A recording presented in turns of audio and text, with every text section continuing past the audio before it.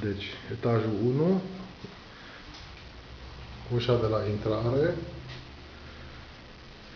vis-a-vis avem o toaletă de serviciu, care o voi despărți în două. Vă face jumătate din ea toaletă și jumătate din ea garderobă, pentru că vedeți cum sunt la noi toate improvizate. Dușunaua, cresia trebuie ruptă și pusă alta, la fel ca și pe aici pe jos.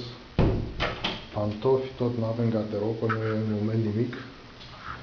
Nu că am fi leneși, dar nu avem timp. Încetul cu încetul o să facem tot. Acum intrăm în sufragerie, care e aproape terminată. Recunoașteți mobila. Aici vom mânca. Aici este, nu știu cum se numește în România, ercărul, televizorul, care bănuiesc că îl recunoașteți.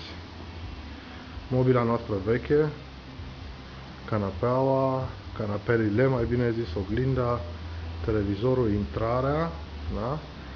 Să vedem în spate pivnița pe unde am ieșit, măsuța, aici unde va veni caminul, am pus niște pietre de râu, trebuie numai să le finisez, și un geam de plată, o placă de geam pe jos, ca să nu se ardă laminatul când e cu caminul.